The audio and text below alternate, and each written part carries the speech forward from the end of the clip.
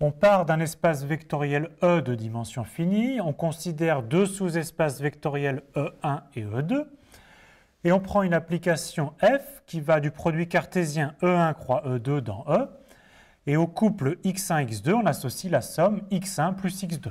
Donc voici une représentation graphique. Dans une première question, on va montrer que F est une application linéaire. Alors tout d'abord, on va calculer pour deux vecteurs x1, x2 et x'1, x'2, que vaut f de la somme. Alors par définition, c'est donc x1 plus x'1, x2 plus x'2. Et on peut appliquer la formule, donc c'est première coordonnée plus deuxième coordonnée, c'est donc x1 plus x'1 plus x2 plus x'2, qu'on peut bien sûr écrire sous la forme x1 plus x2 plus x'1 plus x'2. Et c'est bien sûr f de x1, x2 plus f de x'1, x'2. On fait la même chose avec f de lambda fois x1, x2. C'est f de lambda x1, lambda x2, et qui est donc lambda x1 plus lambda x2, qui s'écrit encore sous la forme lambda fois x1 plus x2, c'est-à-dire lambda fois f de x1, x2. Ces deux propriétés font bien de f une application linéaire.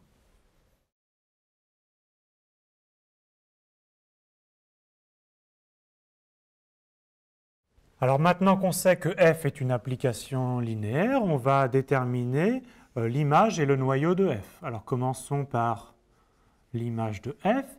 Donc par définition, c'est l'ensemble de toutes les images prises par f quand x1 et x2 parcourent l'ensemble de départ. Et donc f de x1, x2, c'est en fait l'ensemble des x1 plus x2 pour x1 appartenant à E1 et x2 appartenant à E2. Mais ceci est exactement la définition de la somme des deux espaces E1 plus E2. Donc l'image de f, c'est la somme de l'espace E1 avec l'espace E2. Alors passons au noyau, ker f. Alors par définition du noyau, le noyau, c'est l'ensemble des éléments de départ, donc c'est l'ensemble des couples x1, x2, donc dans l'ensemble de départ. Qui vérifie quoi? Qui vérifie que l'image est nulle. C'est égal à 0. Donc ici, c'est le 0 dans l'espace vectoriel E. Alors, on remplace. Donc, c'est l'ensemble des couples x1, x2 appartenant à E1 croix E2. Et donc, tel que la somme soit égale à 0. Alors, on peut aller un petit peu plus loin pour le noyau. Alors, qu'est-ce que ça veut dire que si on a un couple x1, x2, tel que x1 plus x2 est égal à 0? Eh bien, ça implique que x2 est égal à moins x1. Donc, x1 est un élément de E1, par définition. Mais x2, c'est égal à moins x1, donc ça veut dire que x2 appartient aussi à E1. Donc, cet élément x1, donc, qui est égal à moins x2, ou x2 est égal à moins x1, est en fait un élément qui est à la fois dans E1 et dans le E2, et qui est donc dans l'intersection. Et donc, on peut réécrire le noyau sous une forme différente. On sait que x1, il doit appartenir à E1, mais il doit aussi appartenir à E2, parce que la somme est nulle. Donc on peut le réécrire sous la forme des éléments qui s'écrivent x, et bien sûr, à ce moment-là, la deuxième coordonnée doit être moins x, tel que x appartienne à l'intersection.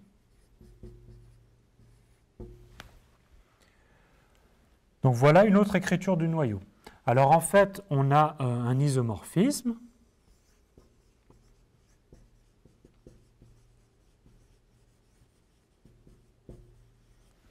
Qui va de E1 inter E2 dans le noyau.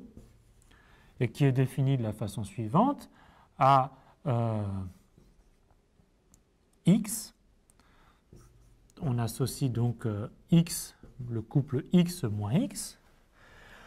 Alors on vient de voir que le couple x moins x est dans le noyau, et si on a un élément et réciproquement, tout élément du noyau s'écrit sous la forme x moins x.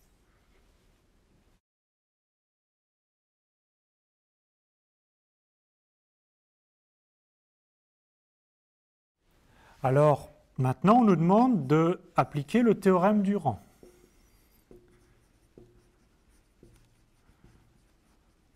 Alors, le théorème du rang nous dit que la dimension du noyau plus la dimension de l'image, donc on appelle aussi le rang de f, est égale à la dimension de l'ensemble de départ.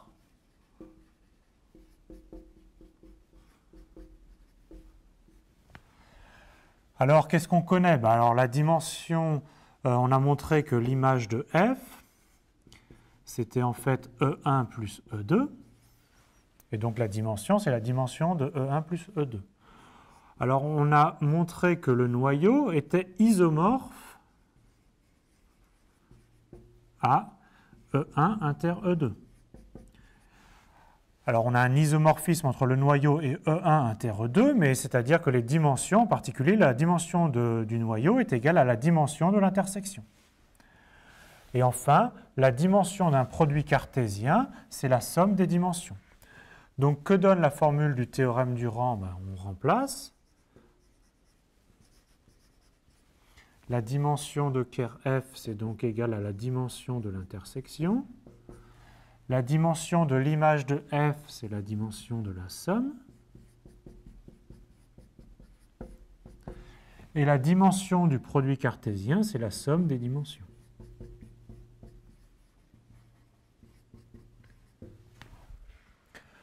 Et on retrouve ce qu'on appelle la formule des 4 dimensions.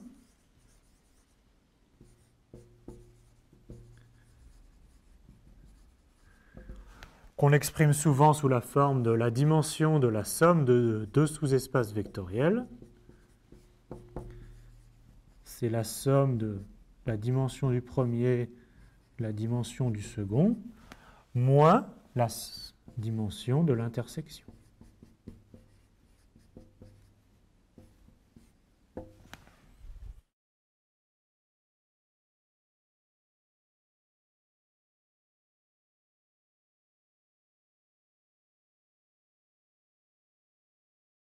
Alors, on a vu que les applications linéaires de R2 dans R2 s'écrivaient sous la forme AX plus BY, CX plus DY.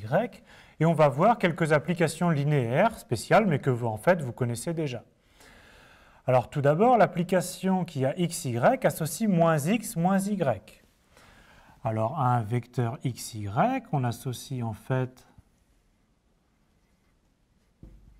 le vecteur de coordonnées moins x moins y, et donc en fait ceci est une symétrie centrale.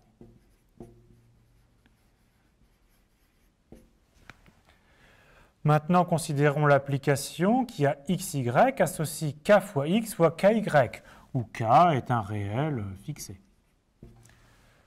Alors en fait, ça multiplie chacune des coordonnées par k, et donc si on prend par exemple k est égal à 3,5, alors ça va nous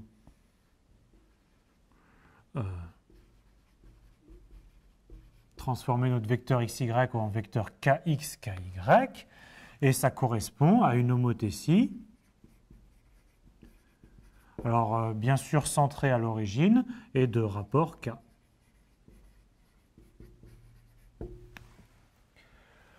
Alors un petit peu plus compliqué, à xy, on associe cosinus θ x moins sinus θ y, virgule sinus θ x plus cosinus θ y. Alors ceci, ça correspond à une rotation d'angle θ. Et donc l'image du vecteur xy, c'est ce vecteur-là, où ici l'angle entre les deux vecteurs est l'angle θ. Alors c'est toujours une rotation centrée à l'origine. Alors, considérons encore deux applications linéaires. L'application linéaire qui, au couple XY, associe X et on met 0 pour la deuxième coordonnée. Alors, au couple XY, on associe le vecteur de coordonnées x0. Mais en fait, c'est la projection sur l'axe des abscisses. Donc, on projette sur l'axe des abscisses.